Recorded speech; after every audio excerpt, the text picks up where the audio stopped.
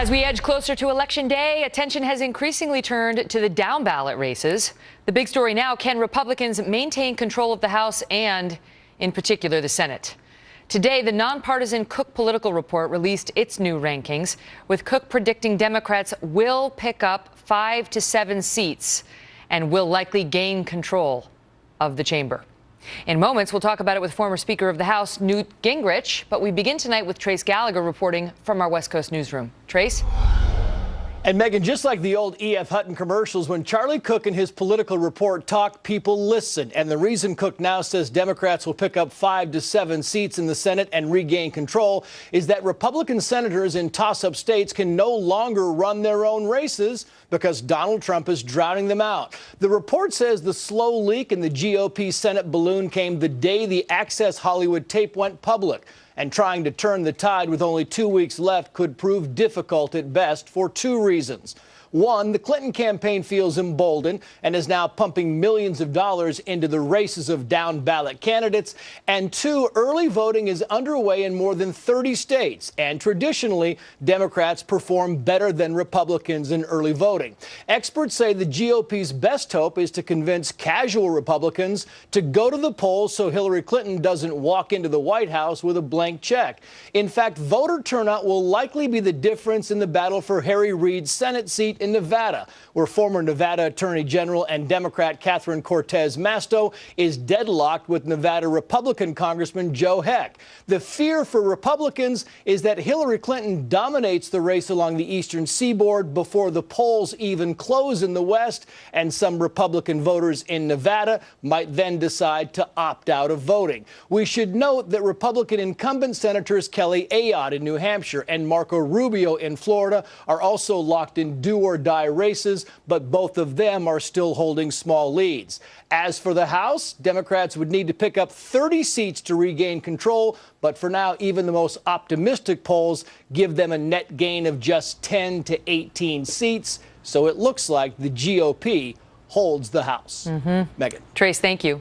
Joining us now with more, Newt Gingrich. He served as Speaker of the House. He's a Trump supporter and author of the book Treason. Great to see you, Mr. Speaker. Thanks for being here. So it's good to be back. I mean, with Cook and many other nonpartisan independent pollsters now saying that the Senate is likely lost to the Republicans, what does that say? I mean, if Donald Trump loses this White House race and the Republicans lose the Senate, does that suggest that the Republicans nominated the wrong candidate at the top of their ticket?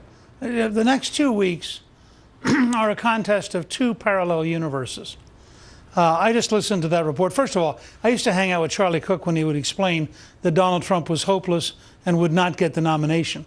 I like Charlie. That doesn't mean he's infallible. But let's take the report we just got. Republicans are actually outvoting Democrats in Florida.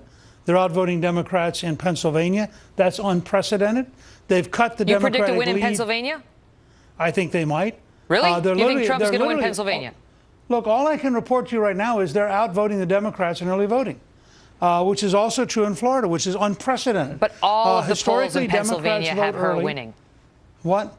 All of the polls in Pennsylvania have her ahead. I know. I just told you we have 2 alternative universes right now. In Iowa, for example, the Democrats are 50,000 votes behind where they were with Barack Obama in turnout. The governor is very confident we're going to carry Iowa, which Obama carried last time. I could just carry you through case after case like this. In Minnesota, we're almost certainly going to win the congressional seat up around Duluth, which is a very Democratic area, but it deeply dislikes Hillary Clinton. And represent now. But let me just ask you. Let me just ask you, because you say it's 2 alternate universes. I mean, these are sort of small examples of how he might be ahead in early voting and so on. But I'm telling you that the Fox News decision desk just moved Iowa, that you just mentioned, Indiana, 2nd congressional district in Maine.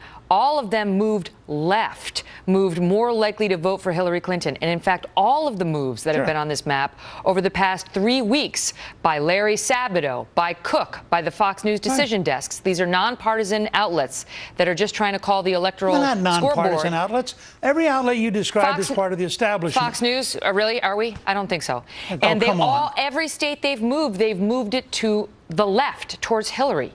And you tell me whether that's all made up. No, I think they're two alternative universes. You have a poll which suggests that she's going to get a Barack Obama turnout among African Americans. I don't think that's going to happen. You have a Washington Post ABC News poll where they took out 8% of the vote because they didn't like the way it voted. Look, I've been around long enough. I remember when the Detroit Liberal newspaper on the Sunday before the election said John Engler would lose by 14 points. He won the governorship that year.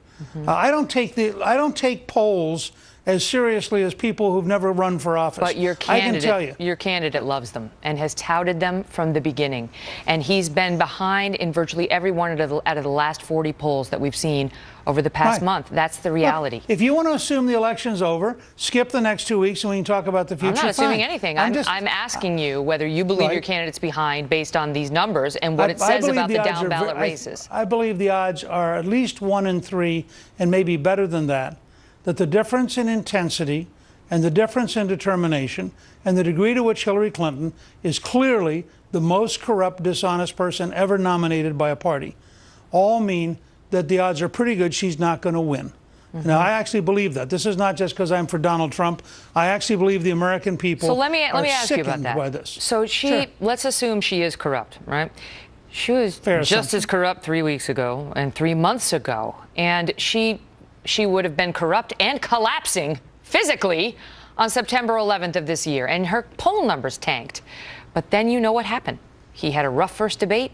He took the bait on Alicia Machado. He stayed in that trap for a week. The Access Hollywood tape came out, which was not produced by Hillary Clinton.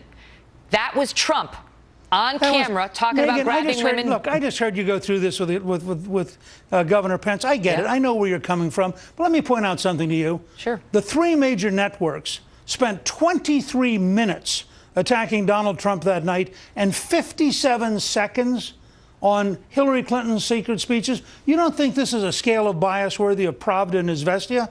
I mean, you want to know why Donald Trump's had a rough time? If Trump is a sexual predator, that is... He's not a sexual predator. Okay, you that's can't your say opinion. That. I'm not taking a position on it. You could not defend that statement. I'm not taking a position on it. I'm sick and tired of people like you using language that's inflammatory that's not true. Excuse me, Mr. Speaker. Donald you have Trump no was not idea this... whether it's true or not. What we know is that there are at least... Neither do you. That's right, and I'm not taking a position on it, no, unlike yes, you are. When you use the words, you took a position. So what and I think said it's very is unfair of you to do that, Megan. Incorrect. I think that is exactly the bias people are upset by. I think that your defensiveness on this may speak volumes, sir. No, what I said let me just is suggest if... to you, No. Let me make my point, and then I'll give you the floor. What I said is if Trump is a sexual predator, then it's a big story. And what we saw on that tape was Trump himself saying that he likes to grab women by the genitals and kiss them against their will. That's what we saw. Then we saw 10 women come forward after he denied actually doing it at a debate to say that was untrue. He did it to me. He did it to me. We saw reporters. We saw people who had worked with him, people from Apprentice, and so on and so forth. He denies it all, which is his right. We don't know what the truth is. My point to you is, as a media story, we don't get to say the 10 women are lying. We have to cover that story, sir. Oh, sure. Okay, so it's worth 23 minutes of the 3 networks to cover that story.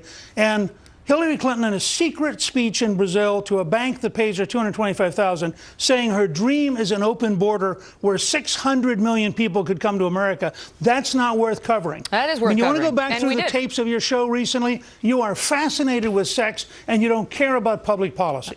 Me? Now, that's really? what I get out of watching you tonight.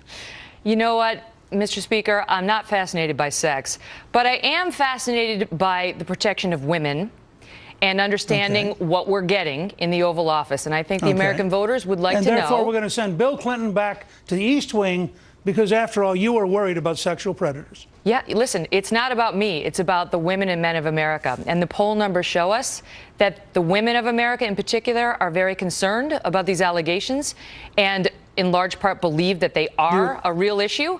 And don't dismiss the women summarily. Do you want to comment on whether the Clinton ticket has a relationship to a sexual predator?